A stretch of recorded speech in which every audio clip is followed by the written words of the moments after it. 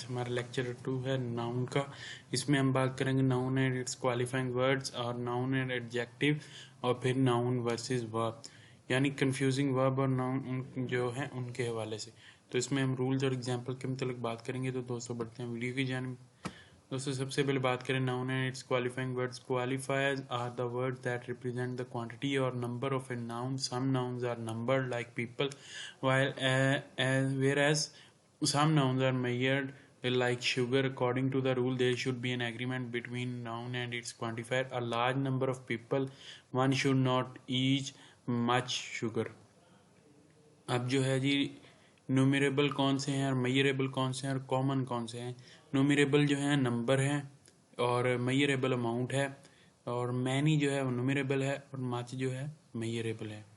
Few numerable है, measurable जो है वो लिटिल है, और कॉमन जो है लॉट ऑफ, ऑल और सम ये कॉमन है।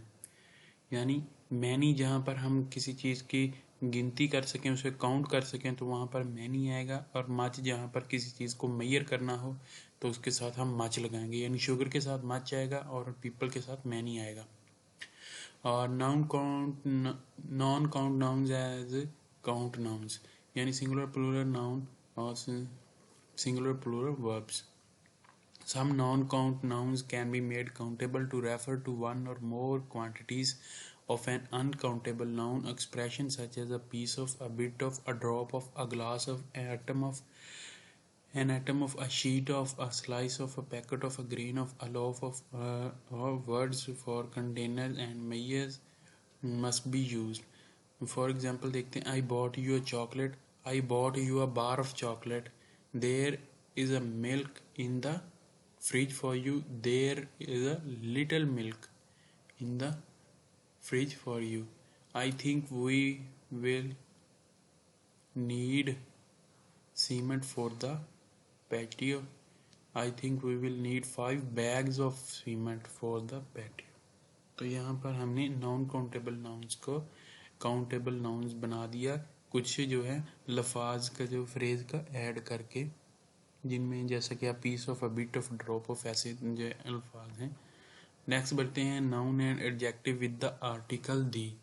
Some adjectives are used as noun. The poor, the blind, the insane, and some past participle are used as noun. The retired, the disabled, the uneducated. These words are nearly always used with the and refer to all the members of that class or group. Why do the deaf receive such little sympathy? All deaf people, यानी तमाम जो deaf people हैं उनके मतलब बात हो रही है। किसी भी जो है एडजेक्टिव या पास्ट पार्टिसिपल के साथ हम जब दी लगा देंगे तो वो नाउन बन जाता है। The injured were taken to the hospital. All the people who were injured. We can't use them with determinator that have a singular meaning. For example, a and another or each. She has spent most of her life helping the poor. She has spent most of her life helping the poor. But let me speak the last word to the wises or wise of the days of these days. Wise आएगा, wise नहीं आएगा. We can't use them with determiners that have a singular meaning. It brings letter for the rich, riches, and the poor, poorers. अभी यहाँ पर the rich और the poor आएगा, the riches और the poors नहीं आएगा। तो ये एडजेक्टिव के साथ नाउन का ताल्लुक था। अब नाउन वर्सेस वर्ब देखते हैं। और यहाँ पर कंफ्यूजिंग नाउन्स एंड वर्ब्स कौन से हैं। यहाँ पर कुछ ऐसे अल्फाज हैं जो मतलब उनमें किसी एक लेटर का ही, यानी एक हरफ का ही हम से चेंज कर दें तो वो नाउन से वर्ब बन जाते हैं। जैसे देखते हैं, अफेक्ट जो है is nearly always a verb, the noun is normally effect, यानी ई के साथ होगा तो वो नाउन आएगा, ए के साथ होगा तो वो वर्ब आएगा। The new tax law are likely to affect people. Likely to affect यहाँ नाउन वर्ब के तौर पर यूज हो रहा है। The new tax law are likely to have an effect on export. अब यहाँ पर ये नाउन के तौर पर यूज हो रहा है। He described some of the harmful effects. अब यहाँ पर नाउन है, हार्मफुल इफेक्ट्स तो ई आएगा, ई वाला इफेक्ट्स आएगा ऑफ स्मोकिंग।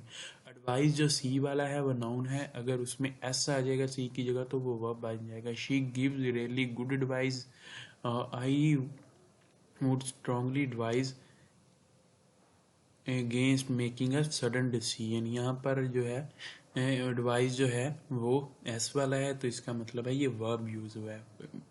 ये आपको करेक्शन में भी आ सकता है और प्रोबेबल मिस्टेक्स में भी आपको इसकी तरह की नाउन की जगह वर्ब और वर्ब की जगह नाउन लगाकर आपको सेंटेंस दिया जा सकता है। Perhaps they will advise me, यहाँ पर एस है तो यहाँ पर इसका मतलब है जी ये वर्ब है। अब प्रैक्टिस जो है एस वाला जो है वो वर्ब है और प्रैक्टिस जो है सी वाला वो नाउन है।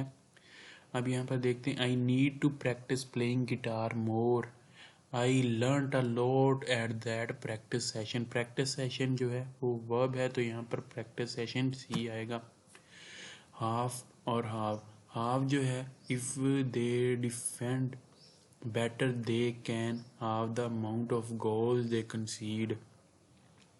और हाफ एफ वाला जो है वो है noun, improving the defence would reduce the goals they concede by half. अब यहाँ पर नाउन के तौर पर यूज हुआ है। Potatoes will cook more quickly if you have them before you put them in the oven.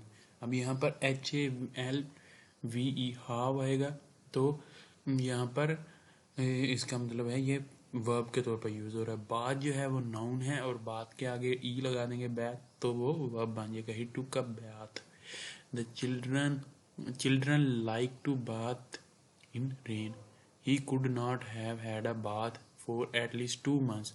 Breath जो है वो नाउन है, ब्रीथ जो है वो वर्ब है। She was dizzy and short of breath. अब जो है अगर इसके आगे हम ई लगा देंगे बात की तरह ही तो ये वर्ब बन जाएगा।